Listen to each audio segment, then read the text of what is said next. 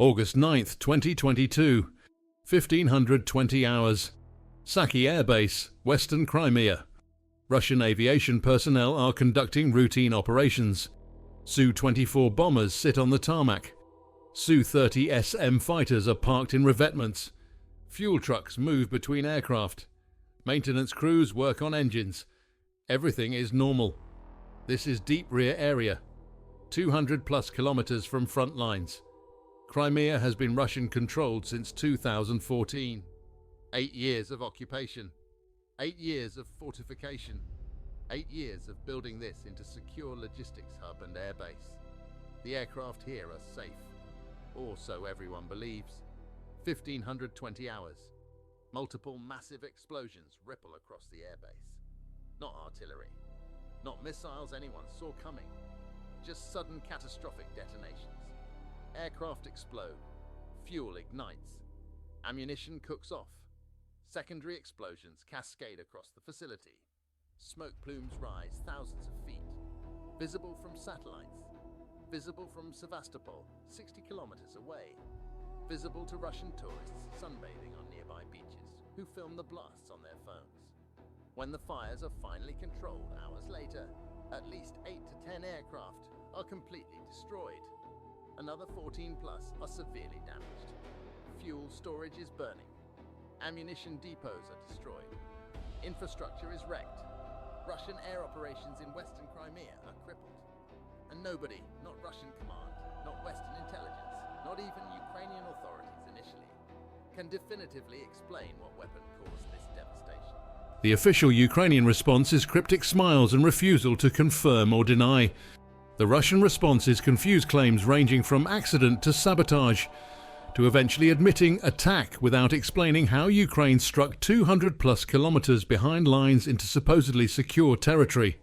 But whether this represents Ukrainian development of new long-range strike capability, or special operations sabotage, or some combination that reveals Crimea is now contested battlespace rather than secure rear, determines what Saky Airbase destruction actually means for the war and for Russia's hold on occupied Crimea. This is Millfront, where we analyse the battles that change wars.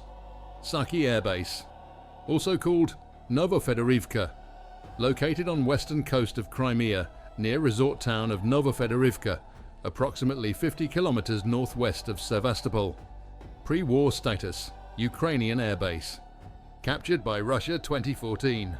Expanded significantly since annexation. Role: forward operating base for Russian aviation supporting operations in southern Ukraine. Houses Su-24M/M2 bombers, used for strikes against Ukrainian cities and infrastructure. Su-30 SM fighters, air superiority and strike. Helicopters, support aircraft. Infrastructure includes 2,500-meter runway, hardened aircraft shelters, fuel storage, ammunition depots, maintenance facilities, barracks for personnel. Distance from Ukrainian-controlled territory, 200 plus kilometers. This distance is critical. Put Saky beyond range of most Ukrainian weapons in August 2022. HIMARS with M31 rockets, 80 kilometers range. Ukrainian Totka-U ballistic missiles, 120 kilometers range. Standard artillery, 30 to 40 kilometers. Even extended range systems can't reach. Saky should be completely safe from Ukrainian fires. Should be. Russian forces at Saky, August 2022. Estimated 20 to 30 aircraft regularly stationed. Mix of Su-24 bombers and Su-30 SM fighters. Crews. Maintenance personnel. Security forces. Air defense, likely Panzer or Tor systems protecting base. The aircraft here are valuable. Each Su-30 SM costs $50+ million. Each Su-24 is $20 to $30 million. Plus the trained pilots and maintenance crews, who cannot be easily replaced. Losing assets here is strategic setback, not just tactical loss. Ukrainian capabilities. August 2022. Public knowledge. HIMARS, 80 kilometers range. M142 rocket systems. Totka-U ballistic missiles, limited inventory, 120 kilometers range. Various drones, small ones, limited payload. Standard artillery and rockets. None of these can reach Saky. This is the puzzle. How does Ukraine strike target 200 plus kilometers away when they don't have weapons with that range? The possibilities. Possibility 1. Ukraine has secret long-range capability not publicly disclosed. Perhaps domestically developed cruise missiles. Perhaps modified Neptune anti-ship missiles used against ground targets. Perhaps something else. Possibility 2. Special operations forces infiltrated Crimea. Planted explosives. Conducted sabotage. Escaped. This is difficult but possible. Ukraine has demonstrated special operations capability before. Possibility 3. Ukrainian partisans within Crimea, many ethnic Ukrainians still live there, conducted attack. Less likely given sophistication and scale, but conceivable. Possibility 4. Internal Russian accident, ammunition mishandling, fuel fire. Russia initially claimed this, but nobody believes it given scale and precision of damage. Possibility 5. Some combination, perhaps Ukrainian special forces working with local partisans, using placed explosives or possibly drone-delivered munitions.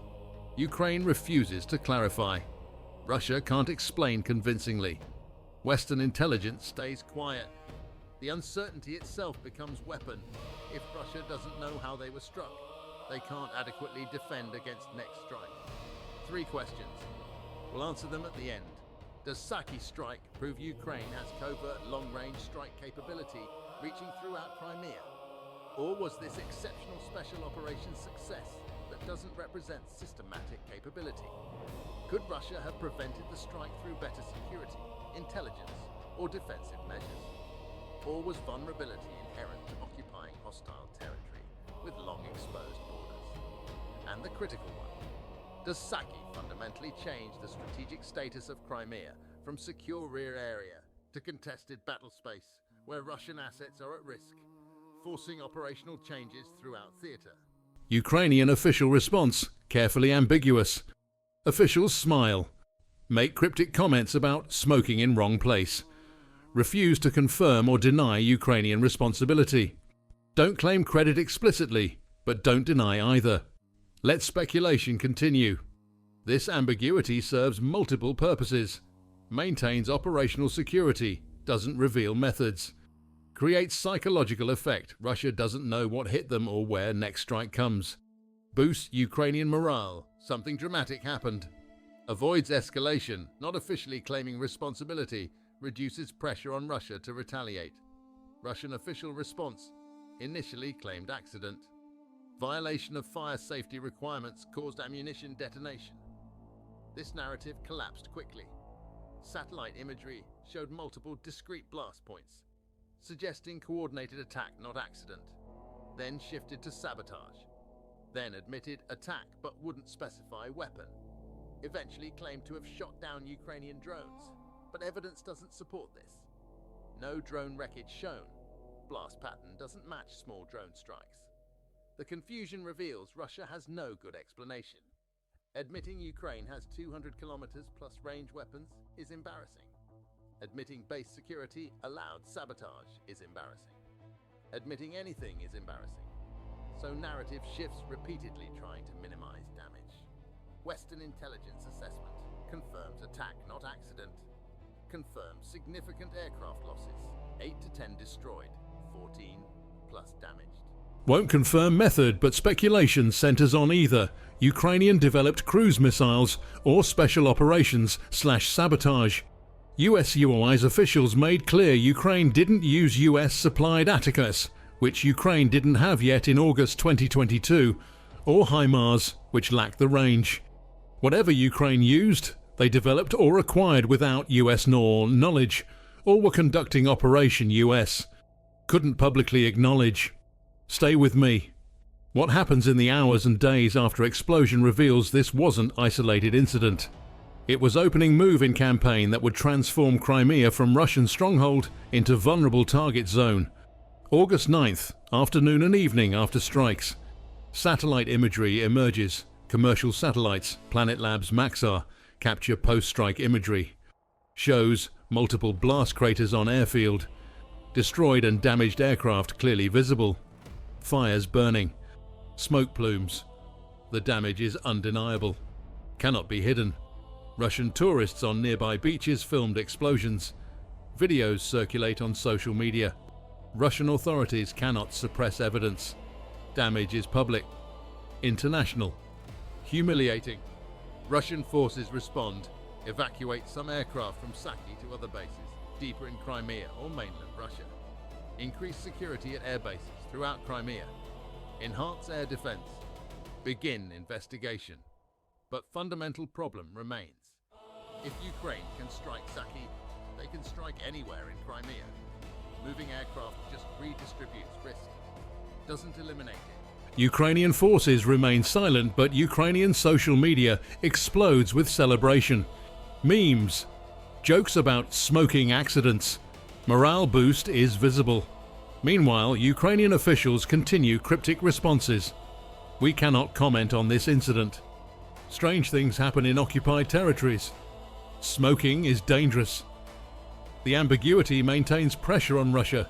Not knowing how they were struck, Russia can't be sure it won't happen again. August 16th. It happens again. Explosions at military facility in northern Crimea. Ammunition depot destroyed. Then August 18th. Another explosion. This time at Jankoy Airbase in northern Crimea. More aircraft damaged. The pattern is clear. This wasn't one-off lucky strike. This is systematic campaign. Ukraine is demonstrating capability to strike military targets throughout Crimea. Repeatedly. The strategic implications are enormous. What weapons did Ukraine use? Evidence and speculation. Theory 1. Ukrainian cruise missiles. Ukraine has been developing Neptune anti-ship cruise missile, 280 kilometers range. Could be modified for ground attack. Flight profile, low altitude, potentially subsonic. Could explain why Russian air defense didn't intercept. Ukraine might have domestic cruise missile program that wasn't publicized. Plausible, but unconfirmed. Theory 2. Special operations sabotage. Ukrainian special forces or partisans placed explosives. Timed detonations created simultaneous blasts. This explains multiple blast points and precision. But requires infiltration of heavily secured airbase. Difficult, but not impossible.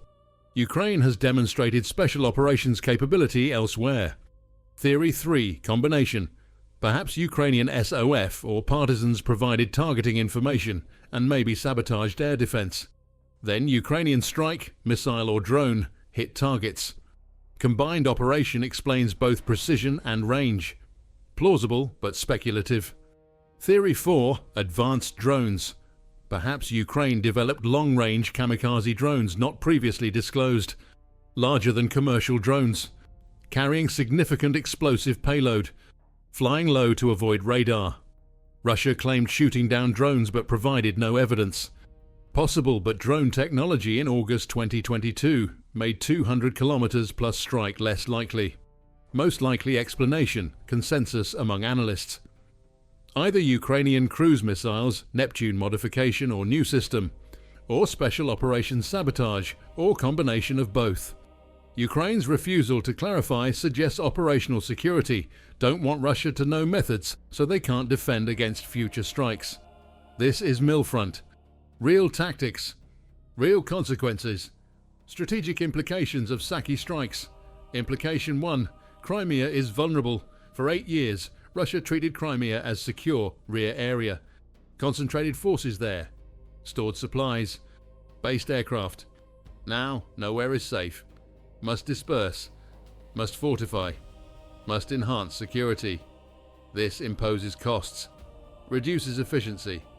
Creates operational constraints. Implication 2. Russian air operations constrained. Losing 8 to 10 aircraft and damaging 14. Plus more is significant. That's approximately 20 to 25 aircraft. Rendered non-operational. Those aircraft were conducting strikes against Ukraine. Now they're destroyed or grounded for repairs. Russian close air support and strike capability is reduced. Ukrainian forces face less air threat. Implication 3. Psychological impact. Russian forces and civilian population in Crimea realize they're not safe.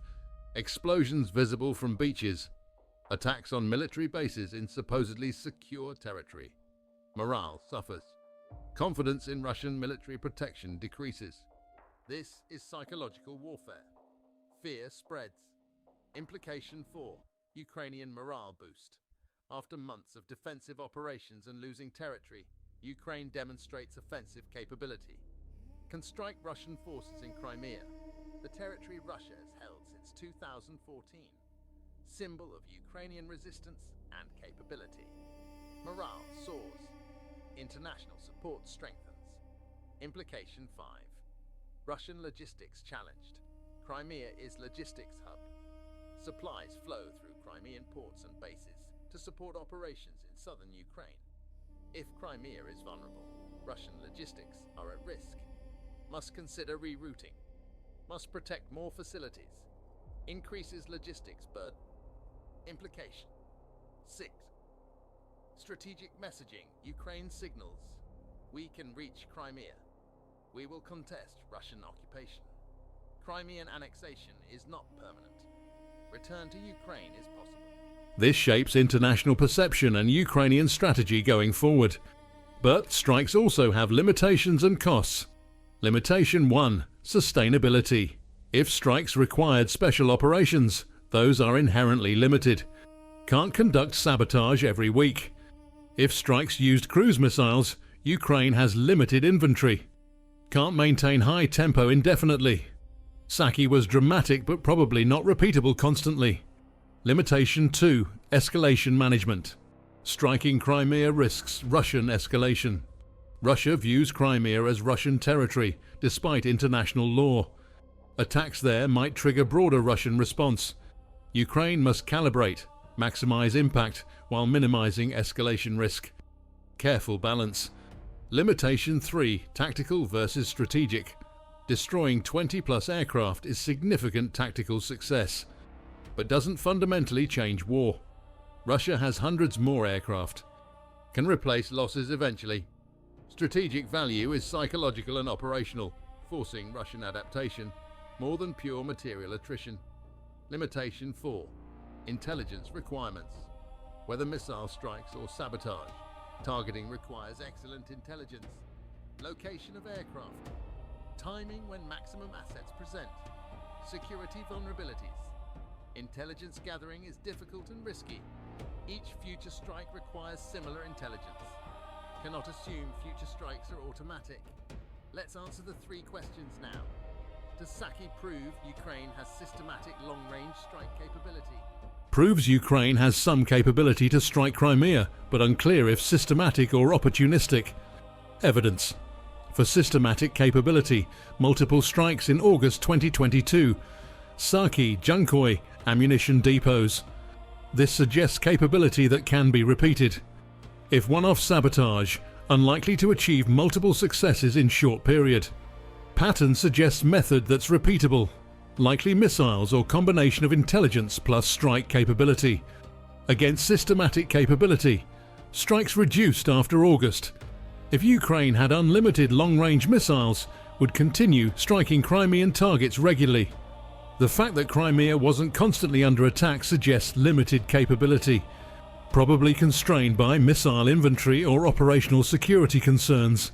Nuanced conclusion. Ukraine has capability to strike Crimea selectively, with significant preparation and intelligence. Not unlimited capability to strike at will constantly. Can choose high-value targets and strike when conditions are right. This is meaningful capability but not overwhelming. Enough to make Crimea vulnerable. Not enough to devastate all Russian forces there immediately. Could Russia have prevented strike? Possibly, but difficult. Russian prevention measures that might have helped. Measure 1. Better dispersion. Don't concentrate 20+ aircraft on single exposed airbase. Spread across multiple locations. Use hardened shelters. Makes targeting harder, but reduces operational efficiency. Russia faces trade-off between security and effectiveness. Measure 2.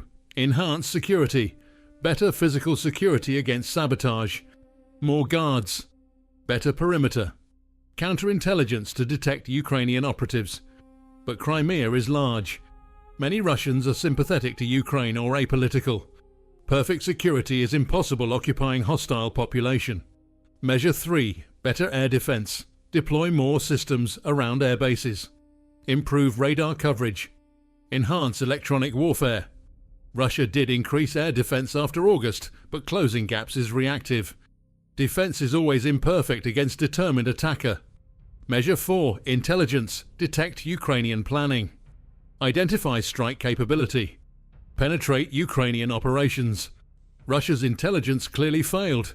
Didn't detect preparation for strikes. Improving intelligence is obvious need but difficult in practice. Russia could have done these things. But perfect defense doesn't exist. Ukraine with good intelligence, adequate weapons and determination will find vulnerabilities. Question isn't whether Russia could prevent all strikes. Question is whether they could raise costs enough to deter Ukraine. In August 2022, they couldn't. Ukraine judged strikes were worth costs and risks. Russia couldn't prevent them. And the critical question, does Saky fundamentally change Crimea's strategic status? Yes.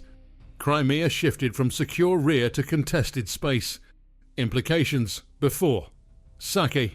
Russia treated Crimea as safe. Based aircraft there, stockpiled supplies, used as logistics hub, operated with confidence that Ukrainian forces couldn't reach, built infrastructure without considering vulnerability. After Saky, Russia must treat Crimea as potential target zone, must disperse assets, must fortify facilities, must enhance air defense, cannot assume safety. This imposes costs, reduces efficiency, constrains operations. Crimea went from advantage, secure base, to liability, vulnerable position requiring defense. Psychological shift is equally important. Russian forces in Crimea know they're vulnerable. Ukrainian forces know Crimea is reachable. International community sees Russian occupation is contested. The strikes change perception. Crimea isn't permanently Russian, it's occupied Ukrainian territory that Ukraine can strike and ultimately may liberate. This perception shapes strategy, morale, international support. Therefore, Saky was strategically significant, not because 20-plus aircraft destroyed alone decides war, but because it changed status of Crimea from Russia's secure stronghold to contested battlespace. This shift has cascading effects throughout campaign, forces Russian adaptation, enables Ukrainian operations, changes trajectory of war in south. The quiz answer. What most explains Saky's strategic significance? Psychological and operational impact exceeding material damage. 60% of explanation. Material damage was real. 20-plus aircraft destroyed/damaged. But Russia has hundreds more aircraft. Can sustain these losses materially if isolated incident. What Russia cannot sustain is psychological impact, loss of confidence that Crimea is secure. Operational impact must change how they use Crimea, reducing its value as logistics hub and airbase. Strategic impact. Crimea went from asset to liability, requiring defense. The tangible destroyed aircraft matter less than intangible shift in perceptions, confidence, and operational approach. This is why Ukraine was cryptic about methods, mystery compounds psychological effect. Russia doesn't know exactly what hit them. Can't be sure next strike won't be more devastating. Fear and uncertainty are weapons as important as missiles or explosives. This is Millfront. Subscribe to Millfront, because strategy shapes battles. August 9th, 2022. Saky Strike Summary. Location: Saky Airbase, Western Crimea, 200-plus kilometers from Ukrainian-controlled territory. Method unclear, possibly cruise missiles, special operations sabotage, or combination. Result: 8 to 10 aircraft destroyed, 14 plus damaged, facilities destroyed, Russian casualties. Minimal personnel, aircraft unoccupied during strike, personnel in shelters. Follow-on strikes. August 16th and 18th, additional Crimean military facilities struck strategic impact. Crimea's status changed from secure rear to vulnerable contested space. Russian air operations constrained, Ukrainian morale boosted significantly. International perception shifted toward seeing Crimea as contested. Russian forces forced to disperse and defend rear areas, psychological blow to Russian confidence lessons, long-range strike capability matters even if limited. Rear areas are vulnerable if defender becomes complacent. Psychological impact can exceed material damage. Occupying hostile territory creates persistent vulnerability. Mystery about weapons/methods compounds psychological effect. No position is completely secure in modern warfare. Was Saky most significant single Ukrainian strike of 2022? Strong candidate. Moskva sinking, April, was significant but at sea. Kharkiv counter-offensive, September, liberated more territory but was ground campaign over days. Saky was single strike, deep in supposedly secure territory, demonstrating capability nobody knew Ukraine had, with massive psychological impact. Change perceptions about what's possible and where's safe. What would you have done differently? As Ukraine, strike was brilliantly executed. Perhaps conduct more frequent follow-on strikes if capability allows. But likely inventory/operational security constrains this. As Russia, disperse aircraft immediately. Enhance security massively. Accept operational inefficiency to reduce vulnerability. Move key assets out of Crimea if necessary. Russia eventually did some of this, but slowly and reactively. The airbase that exploded 200 kilometers from front lines. The aircraft that burned in supposedly safe territory. The Russian narrative that collapsed. The Ukrainian capability that emerged. And the strategic status that shifted. Crimea went from Russian stronghold to vulnerable occupied zone in single